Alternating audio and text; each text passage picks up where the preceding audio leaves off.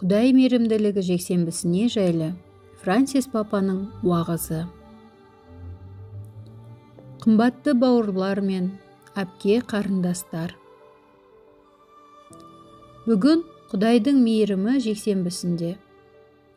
Ізгі хабар бізге қайта тірілген Иса Мәсіхтің шәкірттеріне, әсіресе сенбеген елші Фомаға көрінуі туралы баяндайды. Шын мәнінде сену қиын болған жалғыз Фома емес. Белгілі бір дәрежеде ол бәрімізді бейнелейді. Расында да, сену әрдайым оңай емес. Әсіресе адам терең күйзелісті бастан кешіргенде. Үлкен үмітсіздіктен кейін сену қиын. Ол жылдар бойы Исаға еріп, қауіп-қатерге барып, ауыртпалықтарды көтерді. Бірақ ұстазы қылмыскер ретінде айқышқа шегеленді. Оны ешкім құтқармады. Ешкім ештеңе істемеді.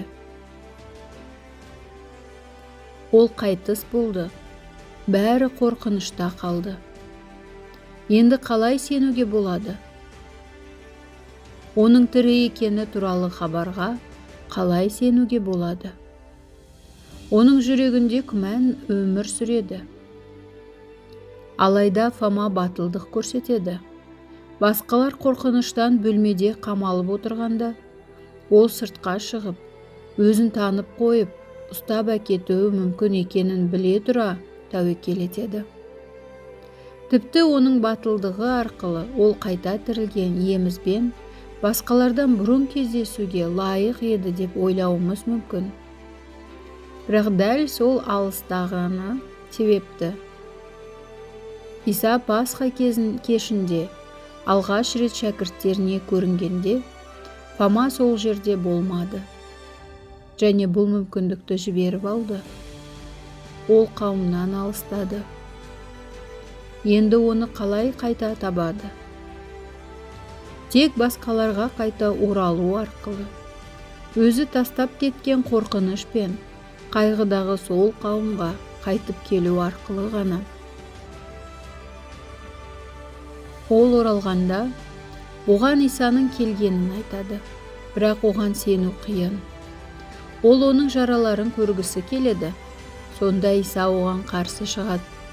8 күннен кейін ол қайтадан шәкірттерінің ортасында көрініп, өзінің жараларын, қолдарын, аяқтарын көрсетеді. Бұл жаралар оның сүйіспеншілігінің куәсі. Оның мейірімінің мәңгі ашық арналары. Осы оқиғалар жайында ойланайық. Сену үшін Фома ерекше белгі қалайды. Жараларға қол тигізгісі келеді. Ал Иса оған оларды көрсетеді. Бірақ ерекше емес, қарапайым түрде, қауымның ортасында, бәрінің алдында. Бұл арқылы ол, егер мені тапқың келсе, алысқа барма, қауымда бол. Басқалармен бірге қал, кетпе, олармен бірге дұға ет, олармен бірге нан бөл, дейді. Бұл сөз бізге де арналған. Дәл сол жерде сен мені таба аласың. Дәл сол жерде мен өз денемде таңбаланған жаралардың белгілерін көрсетемін. Өшпенділікті жеңетін сүйіспеншіліктің белгілері. Кек алуды қарусыздандыратын кешірімнің белгілері. Өлімді жеңетін өмірдің белгілері. Дәл сол жерде қауымда сен менің жүзімді танисың. Бауырларыңмен бірге қараңғылық пен қорқыныш сәттерін бөлісіп, оларға бұрынғыдан да берік жармасқанда. Қауымсыз Исаны табу қиын. Қымбатты бауырлар мен әпке қарындастар, Фомаға берілген шақыру бізге де қатысты. Біз қайта тірілгенді қайдан іздейміз? Ерекше бір оқиғадан ба? Әсерлі діни көріністерден бе? Тек өз сезімдерімізден бе? Әлде қауымда, шіркеуде ме? Ол мінсіз болмаса да, онда қалуға дайынбыз ба? Оның барлық шектеулері мен құлауларына қарамастан, олар біздің де шектеулеріміз бен құлауларымыз біздің ана шіркеуіміз, Мәсіхтің денесі болып табылады. Дәл сол жерде, Мәсіхтің денесінде оның сүйіспеншілігінің ең ұлы белгілері қазір де, мәңгіде сақталған. Бірақ өзімізден сұрайық. Осы сүйіспеншілік үшін, Исаның жаралары үшін, өмірден жараланғандарды құшағымызға алуға дайынбыз ба?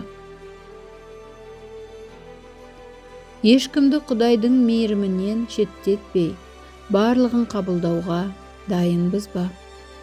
Әрқайсысын бауыр, әрқайсысын әпке ретінде. Құдай бәрін қабылдайды, Құдай бәрін қабылдайды. Бүгін әсіресе шығыста Пасханы тойлап жатқан барлық бауырлар мен әпкелерге жақындығымды білдіргім келеді. Қымбатты бауырлар, қайта тірілген иеміз сіздермен бірге болсын, және сіздерді өзінің киелі рухымен толтырсын. Баршаңызға жарқын Пасха тілеймін. Өкінішке қарай Пасха хабарымен қарама-қайшы түрде соғыстар жалғасуда, және қорқынышты түрде өлім әкелуде. Осы зұлымдықтарға қайғырып, олардың құрбандары үшін дұға етейік. Құдайдан сұрайық.